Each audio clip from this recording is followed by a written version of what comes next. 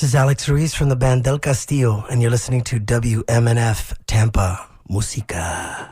The opinions presented on the Healthy Steps show are the evidence-based opinions of Dr. Fred Harvey, the callers, and his guests. These are not the opinions of the staff, the volunteers, or the board of WMNF. The information provided on the show is not intended to diagnose or treat any disease. There is no implied patient-physician relationship in these calls. The nature of the calls is educational and informational only. Good morning to you. Yes, you, my dear listener, my good buddy and airwaves flyer who always keeps your radio tuned to WMNF Tampa, your resistance radio station from Tampa Bay to the Gulf of Mexico, and the only devoted little radio station that they stream on the blocking floor of the Susquehanna Hat Company, and you can stream us as well at WMNF.org. Today is Ask Me Anything Monday, and woe unto thee who dare suggest that they know how this show will unfold. Every Monday is the surprise in the Cracker Jack box with our listeners' medical questions, comments, and concerns. Just give us a call at 813-239-9663. Sage is just settling on in now to handle the typically copious amount of phone calls, so now is not the time to malinger. That number again is 813-239-9663 to share your medical questions or concerns. You can also send an email to dj@wmnf.org or text us at 813-433-0885. Hello there, Dr. Fred. There is nothing like Ask Me Anything Monday to start the week, and it gives me that warm and fuzzy feeling that all is good and that the world is spinning into daylight. So, what have you got to get us started today, Dr. Fred? Well, today is another beautiful day in this paradise. And welcome, all you healthy steppers, to the last show of the year, I believe, isn't it? Yeah, we don't have much time left here. It's pretty amazing that another one has slipped by us. Goes by like a rocket. There's just so much happening. Yeah, how about it, Bill? I've been interested in what the new year brings. Yeah, me too. I think we're going to have some amazing change this year. We're seeing so much movement because... what's going on is shaking everything up. You know, for years, I mean, I'm doing this medical thing for 40 years now. And in 4 decades, things have changed a lot. In fact, I've really been doing it for over 5 decades because I started going on rounds with my dad at the hospital when I was like 4 years old. And so just looking at society, it's amazing how much has changed. Information technology has changed the world. And the more information we get, the more possibility we have for a really great outcome. But we also have, disinformation and misinformation. People manipulate information for purposes that we don't always understand. We saw lots of data manipulation during the pandemic, where studies were set up to actually create outcomes that were desired rather than to prove or disprove what actually occurred. And we have this loosening because of this anti-science movement. We have a loosening of our usual controls. And some of that was a societal decision to, pay attention to certain streams of information. But now that the streams of information are infinite, it's difficult for people without education to actually discern what's true and what is actually propaganda. What's the next grift? Follow the money. And so we see that the distrust of science and regulation has resulted in a move towards consumerist, non-medical, supposedly health interventions. I've watched this happen for years. Testosterone is one of those things. It's actually a real intervention, Hormone replacement therapy is a real thing. But a lot of people are using testosterone for a lot of reasons other than purely replacing the hormone that an organ is supposed to make that it isn't making. this health enhancement stuff, this anti-aging stuff, is really consumerist healthcare or consumerist illness care, whichever you want to look at it, because I think anti-aging is a way of, categorizing normal biologic behavior as illness. We age over time. The thing is, we can age gracefully or we can age poorly. When we do really destructive things to our bodies, our aging is worse. So if you drink 4 ounces of alcohol every day for 20, 30, 40, 50 years, it's likely you will have a different outcome than someone who never drank alcohol during that same time period, born on the same day with the same sex and the same kind of genetic predispositions.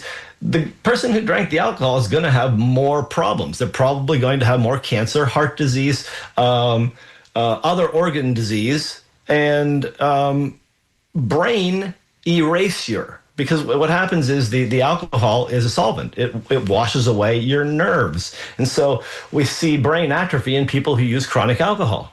Yeah, it looks just like somebody with Alzheimer's. It's just alcoholic brain wasting. And so what I'm getting at is that there's not a magic bullet for everything. I've watched that too. People have been trying to pursue all these magic bullets. However, there are some really good things that have come out of medical research that give us tools to help make impact when people have an illness or an absence of some needed chemical. What I'm talking about here, it's really in the news recently. They're called peptides. Peptides. People have been asking me about them. I've been seeing it show up on the feeds, on social media, and advertisements. And so peptides are small proteins. They're actually really chains of amino acids that are too small to be called a protein.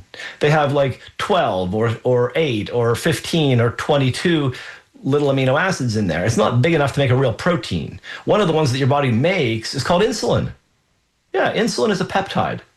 And so insulin was possibly the first medication approved peptide. And it works. Obviously, there's a lot of people on insulin who have a pancreas that doesn't work. They're living today with their diabetes type 1 because they have insulin. Thank God for science that helped us discover this peptide insulin and be able to create it in the laboratory. We don't even have to actually extract it from living beings anymore, in the sense that we don't have to pull it out of a pig pancreas. That's the way we did it first. We actually extracted it from pig and beef pancreas. But the way we do it now is we have actually inserted the gene for insulin into some yeast and grow yeast in a big vat, and they make insulin, and we just harvest the insulin from the vat.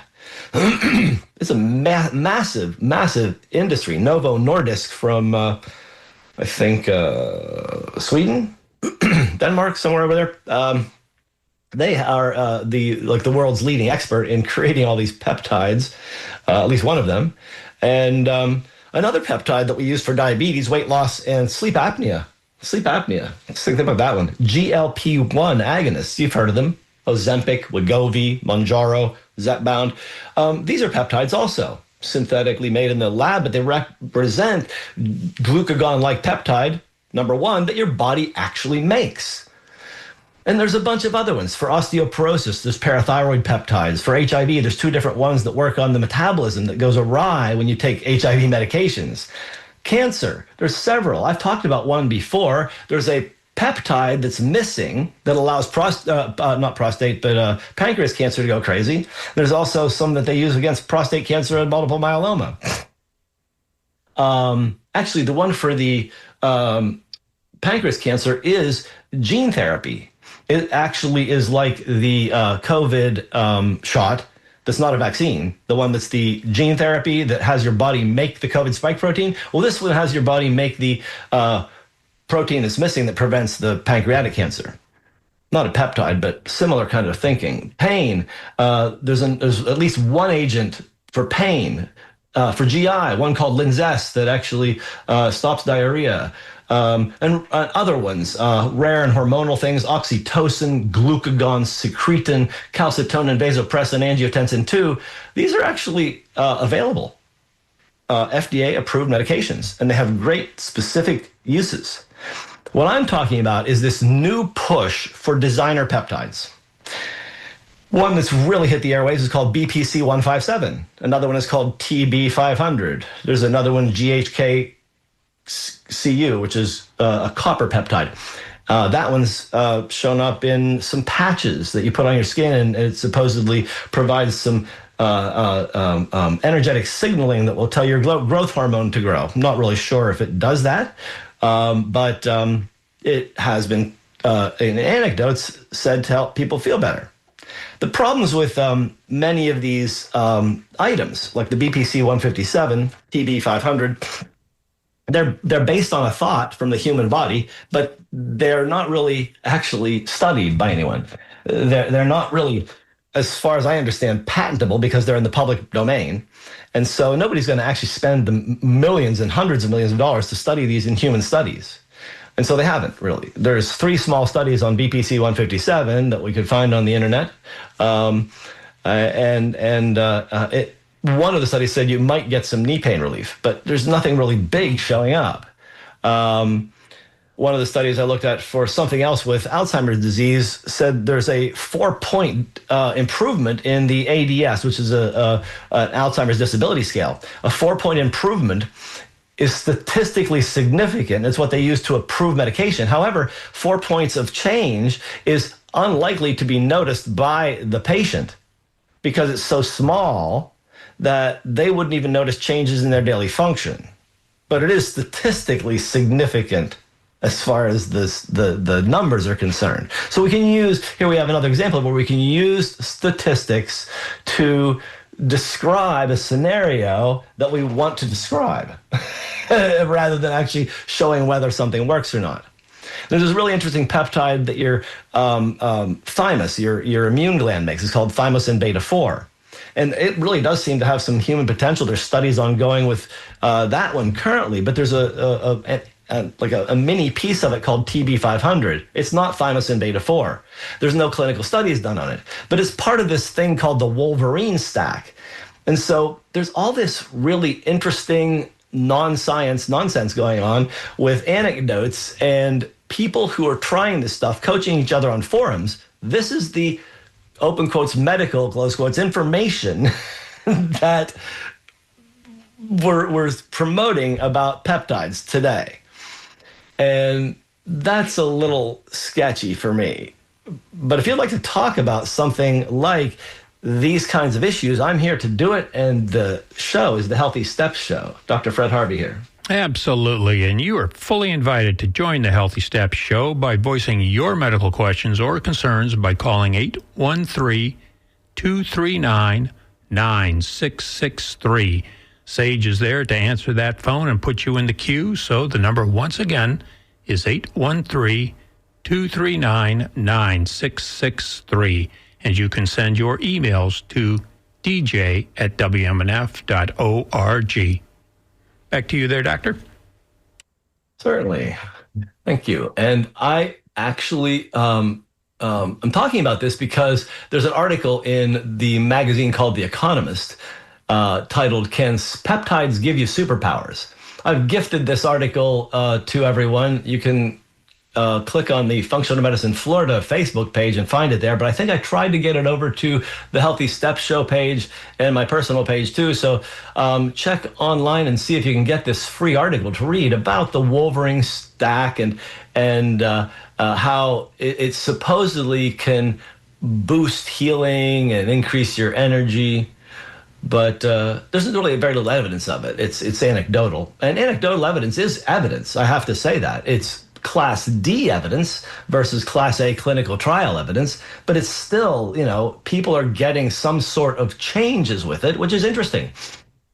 We just don't know what, and whether there might be a better way to do what it is that you want to accomplish when you're dealing with things such as lower energy and healing tendons after injury.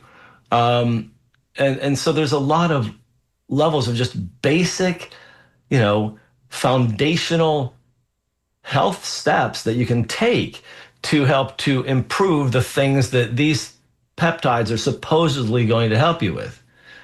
Like, I don't really pursue anti-aging medicine. I pursue proactive living. And when you live proactively and you apply, some generally good rules of living, you really don't need to do a lot of other intervention. If you're living well and taking care of yourself, I've realized that after 30 years of doing nutritional IVs, that we don't really need them except in people that are extremely ill and aren't able to take oral calories, because our bodies are designed to nourish by mouth. And so doing injectable stacks of weird compounded mini proteins, peptides, it's an option. People have money, they can spend it on whatever they want to, but I'm not sure that it's worth it at this point to pursue those kinds of things. I think we have a caller. Indeed we do. We've got Alan. How are you doing there this morning, Alan? Aloha. I'm doing very well, thank you. I have a question, not particularly regarding the topic you're on now, but my wife was diagnosed with burning tongue syndrome about 5-6 months ago. And during our research,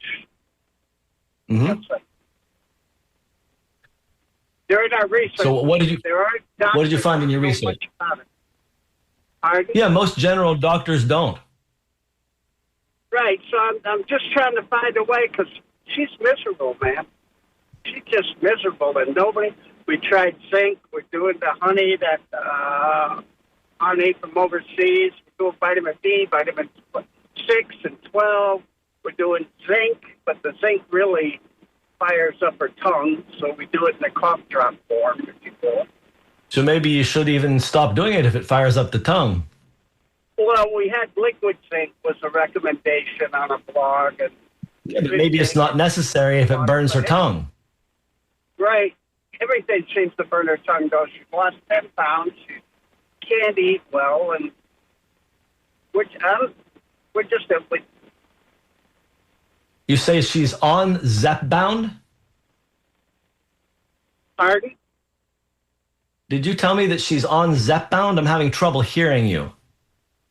Now, hold on. You know what? I don't know if I can take you off my radio and just put you on the phone. Hold on. I'm going to turn my radio down and pick up my phone. That would be helpful. Can I get rid of that speaker? Can you hear me better now? Much better. Oh, good. Thank you. So it's been going on for 5, maybe even 6 months, and we don't know what started it. We don't know what helps it. We've tried. I thought that I heard you say that she's on Zepbound. No. Okay, good. So a few articles required zinc as part of the treatment program, and we tried the liquid zinc, which really just inflamed it. And then I tried zinc cough drops. And we're doing the honey. Well, maybe zinc isn't appropriate since it made her tongue burn. And have you seen a functional medicine doctor yet? She goes to one all the time, and she doesn't know anything about it here at Palm Harbor. Oh, that's a functional medicine doctor that doesn't know anything about it? It's functional medicine, meaning not tradition. Don't give her opioids, but find the plant or the cure, right? So what specialty is this person? Is it MD? Well, she's I just can't think of the name, what they call themselves, but she's got an MD behind her, but she specializes in healthy cures instead of medical. So this person works for an MD, you're saying? Well, her name on the door is Doctor. I don't want to particularly get her name out. But No, that's okay. I just wasn't sure if it was a doctor you were seeing, because there's a lot of functional practitioners out there that aren't trained in medicine. no, this is I can't think of a hard word, but deals in natural medicines instead of Oh, is this a naturopath? Yeah. Yep. Okay. You might want to find an MD. You might want to find an MD who is actually certified by the Institute for Functional Medicine. Well, we have an appointment with the ear, nose, and throat that on their website says we deal with burning tongue syndrome. Good. That's a great place to go. And another place to go would be a doctor who practices functional medicine. And that would be you go to ifm.org and do a doctor search for your area. Give me 1 second. IFM? Yeah, Institute for Functional Medicine, ifm.org. They have a doctor search. Okay. All right. I will do that. But quite often, this could be a deeper problem, like a hormonal problem, a withdrawal of some sort of like saliva. Maybe something's going on there. Your saliva glands are being attacked, or medications can do it, and yeast infections can do it. There are lots of things, and even mast cell activation can be associated, as can mold toxicity. So your wife deserves a better evaluation than she has received. I just don't know where to find it, but I'm going to call. You just got told where to find it. I know. IFM. I'm calling. I'm going to Google it, see what I can. Listen, thank you very much, Doctor. I appreciate it. You're very welcome. Yeah, and best wishes to you and your wife there, Alan. And I've got Len from Land O'Lakes. Good morning, Len. Hello, Lynn. What do you have for us today? Well, I thought we had Len from Land O'Lakes. Yes. Well, back to you there, Doctor. All right. Well, while we're waiting for the next caller, the previous caller described a situation that is difficult. There are many of these difficult situations out there that are not being well addressed by standard medicine because they don't respond to standard thinking, because they don't have clear cause. And they really are often multifactorial. Many things come together to create a scenario where our systems break down and dysfunction. And so, unfortunately, the current illness treatment scenario of the medical paradigm in America is acute treatment of simple illness. Must make a simple diagnosis, have a line item, single therapy for that, and hope it goes away. The 4-minute to 8-minute visit isn't long enough to actually get deep and find out what are the triggers of this problem that's going on. We see it in people who are suffering from the after effects of multiple vaccines, or the after effects of Lyme disease, or of mold toxicity, or of COVID, or influenza, or other viruses. The body does take some time to recover from these insults. And so it is really important to be able to dig deep, take the time, evaluate the multiple levels of things going on in people that aren't improving. You know, Alcoholics Anonymous has a statement that the definition of insanity is to do the same thing over and over again, expecting a different result. And that's kind of what I see my former colleagues practicing line item, acute care medicine doing. They just keep doing the same thing over and over again. And then finally they say, I'm frustrated. It's in your head. Go see a psychiatrist. And it's really sad and frustrating that these people aren't getting the health care that they need. I think Lynn is back on the phone. I do have Lynn back on the phone. I've got Fred calling all the way from Michigan, but I want to light up the boards and let people know that you are now listening to the Healthy Steps Radio Show with Dr. Fred Harvey here on WMNF Tampa, and you are invited to participate by calling 813-239-9663. Once again, of course, that number is 813-239-9663. You can send your emails to dj@wmnf.org. And you can also text us at 813-433-0885. And it looks like we've also had a new entry with Chris. Let's go to Lynn. Good morning, Lynn. Hi, Lynn. This is Lynn. Can you hear me? I can. Hello? Oh, good. Hi there. I successfully got the Osteopan 1100 you recommended from the Zymogen lab and had a wonderful experience with a call to them. But since then, I got suckered into a different medication or supplement. And my concern is, can I take both of them? This is an NAD plus with resveratrol and quercetin. And, the ploy, they badmouth all the treatments for osteoporosis with infusions and the meds, which I agree. I'm not about to. I got to tell you, when someone starts off with bad mouthing all of the other treatments, you know that that's a treatment that you are not ever going to buy. Okay, well, I bought it. And of course, too bad. On there, how they canceled their surgery. Suckered you right in. So you're saying I read. Okay. Well, NAD is an interesting molecule your body makes. And there are lots, again, I talked at the beginning of the show about all of these anecdotes. Right. 25 years ago, NAD made its first rounds of the natural market. I tried it for a year in chronic fatigue patients because that's who it was supposed to work on. Nobody got better with it because line item things like that don't work for complex situations. And so it's taken a generation, it went away, and now the next band of grifters is back selling NAD again. Okay. I'm having more hip pain, even though I do exercises and I'm taking the Osteopan, and I can't have a DEXA scan for another year. So, is your doctor do more?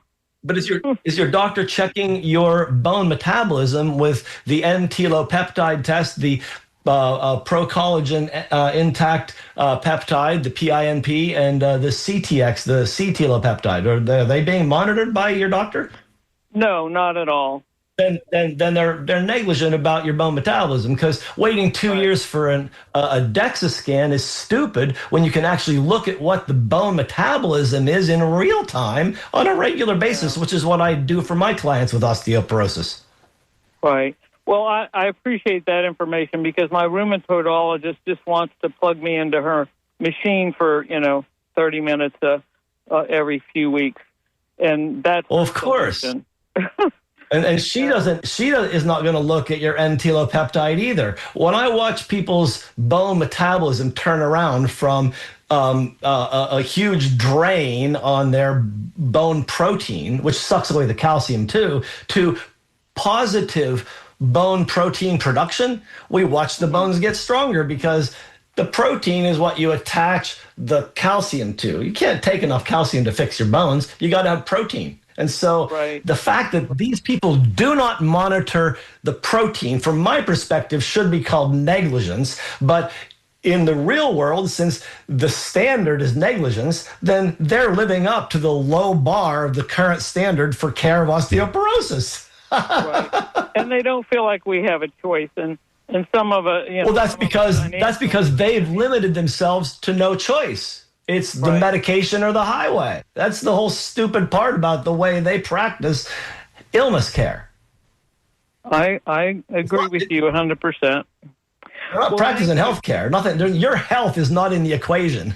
Right. Well, I will have to get a hold of functional medicine doctor. I was taking the bone thinning estrozone, for breast cancer, and not getting it for 5 years. I dropped it, and I want to give my bones a chance to recuperate. But everything I read says that they might not deteriorate more, but they're not going to regenerate.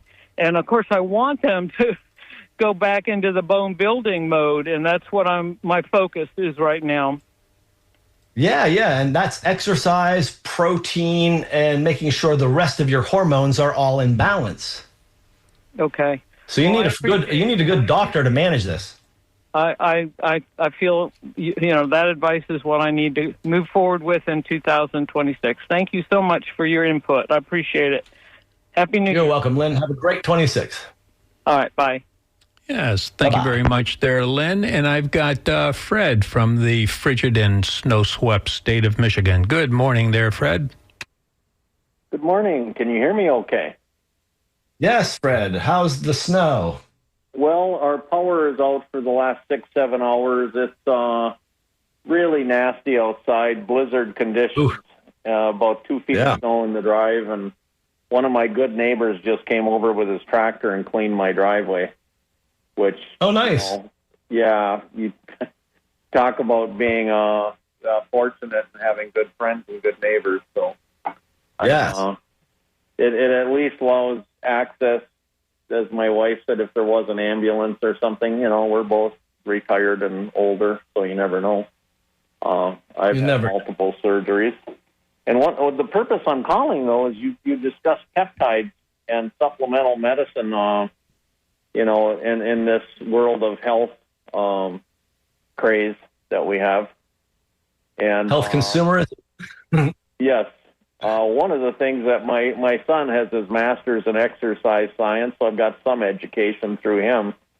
But yes, the use of creatine and its function in assisting ATP metabolism pathway. ATP is a peptide? Am I right? Actually, it must be. So it helps in your manufacture and utilization of it. Yes. It's part of the metabolic pathway for protein, and creatine helps.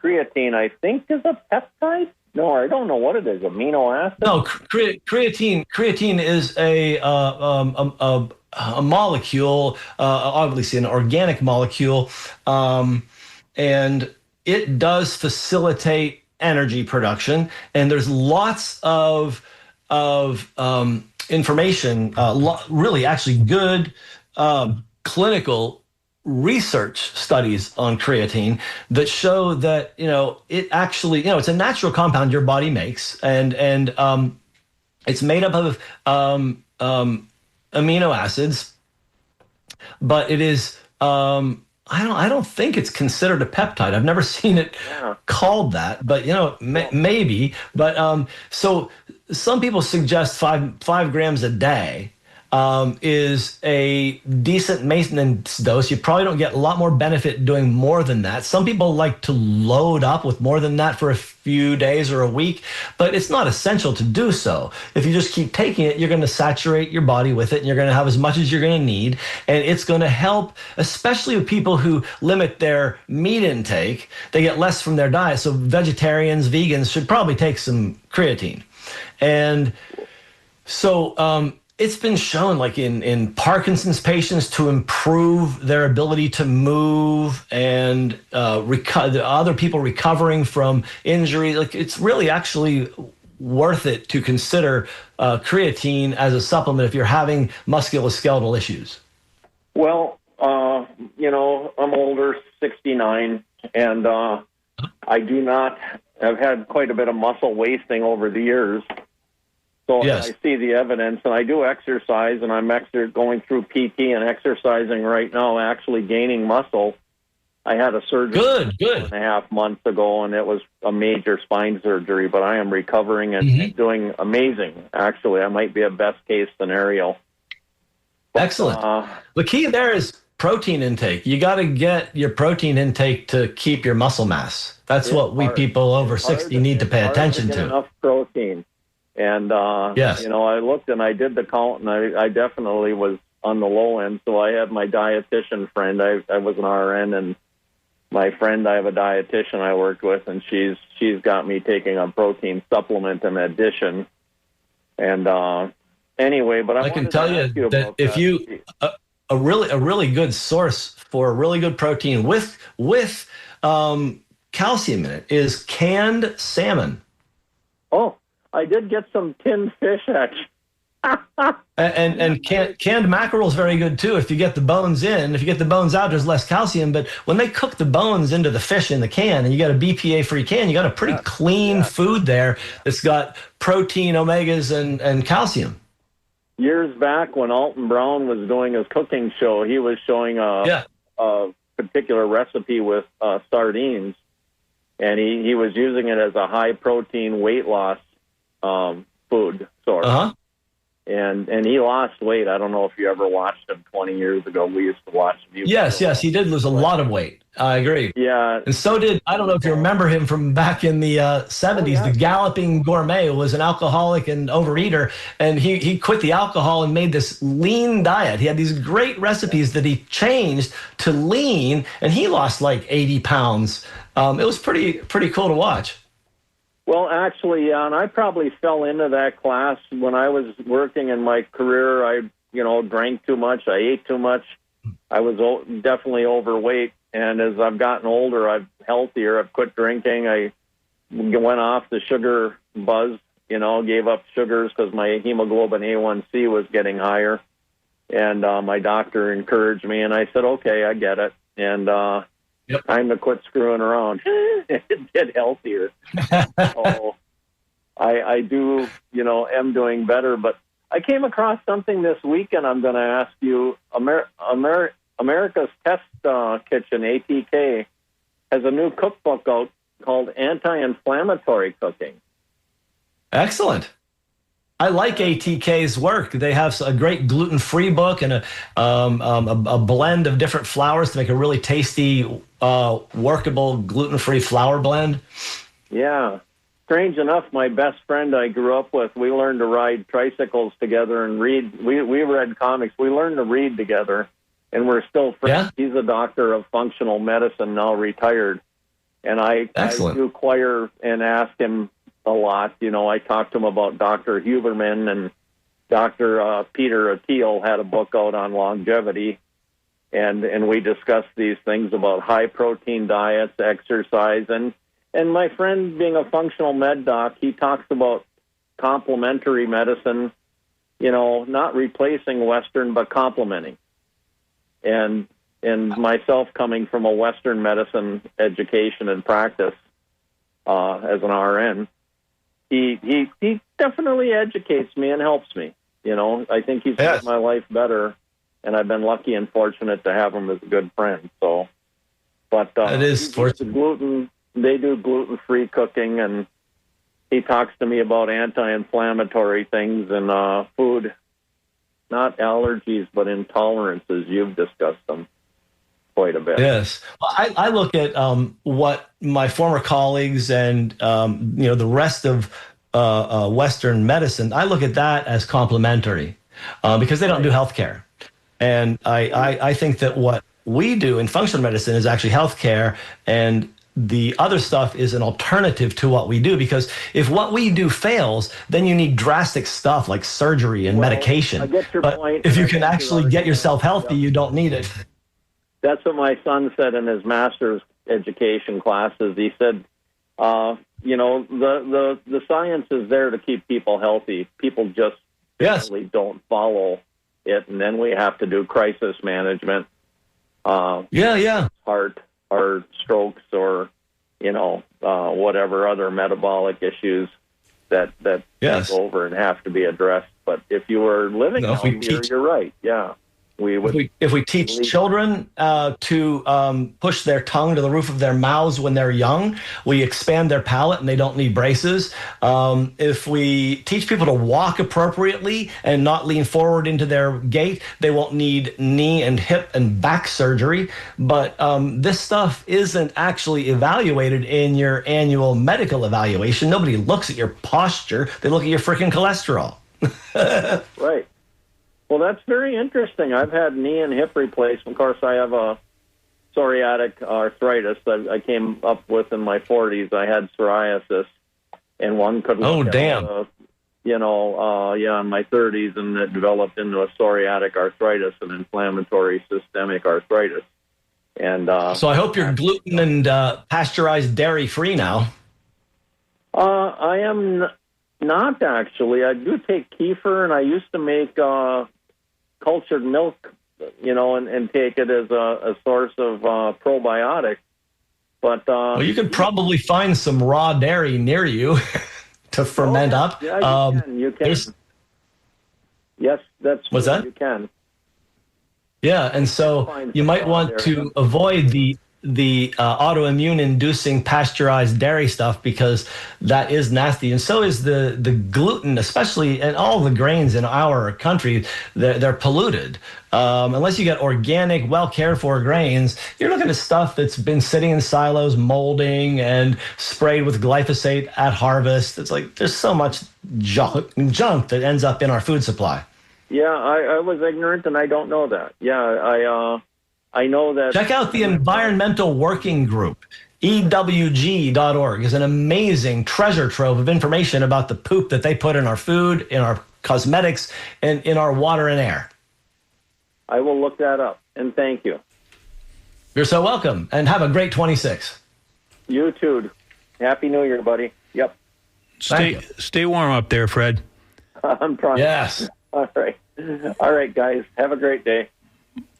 All right, we're down to about the last 15 minutes of the show, so this will be your time to squeeze just under the wire. You're encouraged to participate in the Healthy Steps radio show with Dr. Fred Harvey by calling 813-239-9663. There's still space in the queue for Sage to place you. And I've got a couple of Chris's here. I've got Chris from Gainesville and Chris from Clearwater. Let's go to Chris from Gainesville. Good morning, Chris. Hi, thank you very much. I'll try to be very quick. It's about persistent cuts that won't heal fully and stay red and sore, and I guess it's inflamed. And so it's low-grade infection, particularly in the toes, and I believe the word is paronychia or something like that. And you've answered a lot of my concerns already about inflammation, but more specifically, is exercise good for something like my toes when it might hurt to do it, but it seems like maybe later what I guess is a low-grade infection, the inflammation, soreness, and redness seems to subside a little. That's it. I'll listen off air. Thank you so much for your time. Okay, Chris. So a chronic nail infection on the side of the nail, it's called paronychia, gets pussy sometimes, it's more often in fingers and often associated with nail biting because you get bacteria down in that area. But I'm not sure about the recurrence in the feet. That's pretty interesting. Is it because there is a problem with circulation? Diabetes can make it harder. Vascular disease can make it harder for the extremities to heal, especially the tips of your toes. So that will be something to evaluate. I'm sorry? It might be because I'm getting older. I'm older, and it seems to be increasing because of that. That might be contributing. So yes, it seems that people, as they age, have less healing, but that's because as they age, they develop more problems. So is your vascular system deteriorated? Do you have diabetes, or are there other things going on? I think you deserve to have an evaluation of why you're having recurrent problems in the feet. Yeah, I don't. It's the toes just haven't healed. It's only started about a month ago, and that's too long for it to go on without seeking professional. Oh, okay. So it's not longer than a month. This is still an acute problem. It's just going on longer than you expected it to. Yes, sir. Okay. So you might want to go to see a good podiatrist and have him do some work on it to get it cleared up, and that may actually solve your problem. Okay, that is my next step. Thanks. Yeah, you're welcome. Good luck with it. Thank you. Bye. Good luck there, Bye-bye. Chris. And I do have Chris from Clearwater, Susan, and Jim in the queue. So let's go to Chris. Good morning, Chris.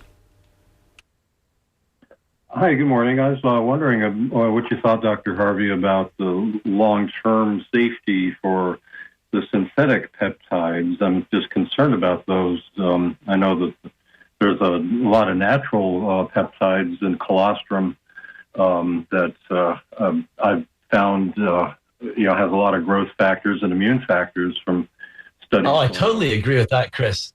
And yeah, there is concern. Long-term use of any medication is going to have risk. And so I think that if we're going to use any of those FDA-approved medications, they should be used for the time you need them to get the shift that they are going to provide for you. So a GLP-1 agonist like Ozempic is going to help you lose weight. But to live on that the rest of your life is kind of insane. It's time to change why you got to the obesity in the first place, is the way I look at it. And so the natural peptides that are in colostrum are wonderful. I try to look at the best diet someone can have to enhance their health to begin with. And it's brilliant to look at colostrum and things like that.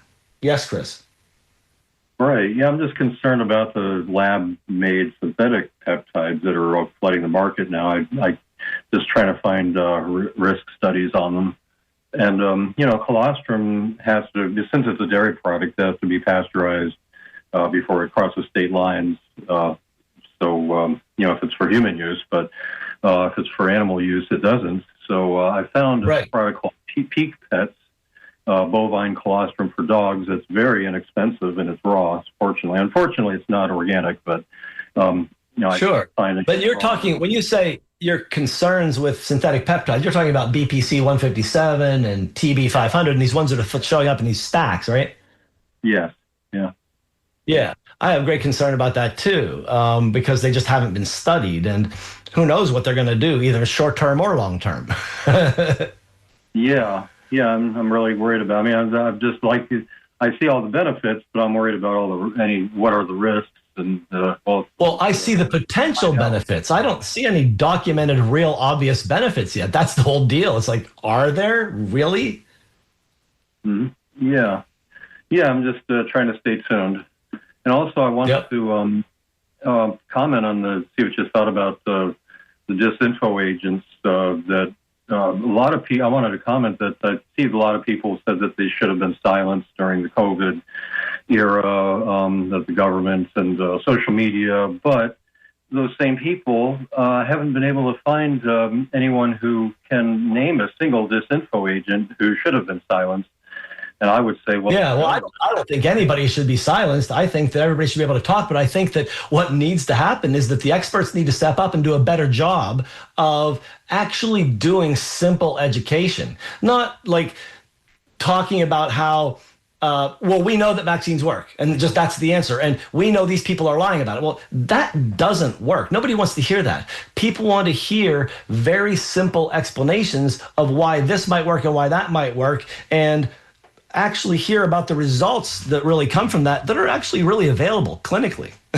Right. People don't want just being talked to down to like children. I mean, some people need that. They just need to be told. Certainly there are people who I've noticed have panic attacks when they're offered basic decisions like, what do you want me to buy you for lunch, for instance? Or, yes. Unfortunately, but it's very true, and it happens in medicine all the time because it's very complex.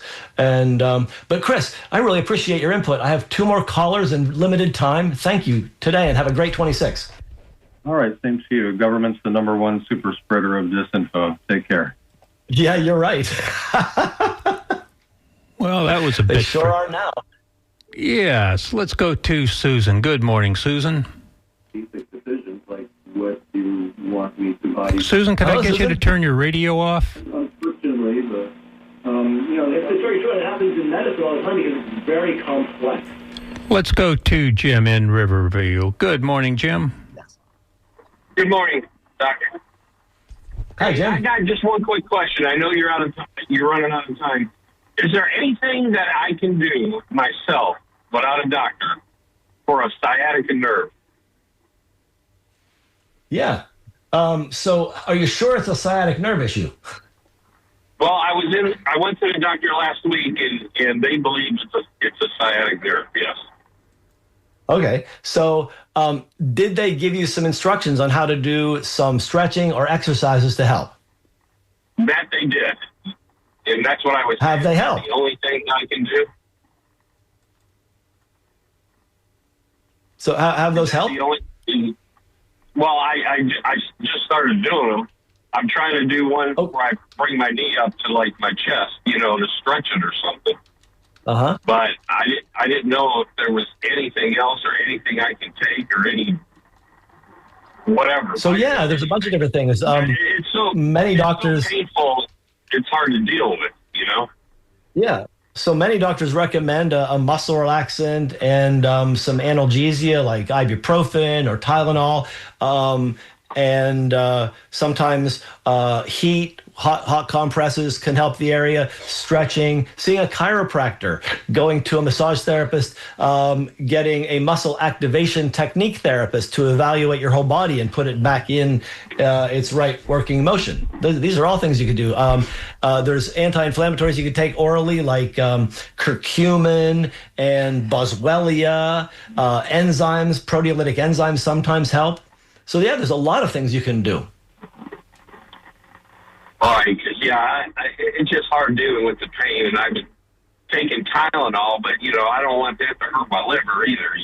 Taking it all day. Right. So if you don't have any allergies to it, ibuprofen is available over the counter too. It sometimes is better than Tylenol. You can alternate them. Some people do that. But if you're still doing poorly, I would say you probably need to see another practitioner to get some more relief. And any of those ones I mentioned could be good. Or going back to your regular doctor for something better, maybe a prescriptive analgesic that's not addictive.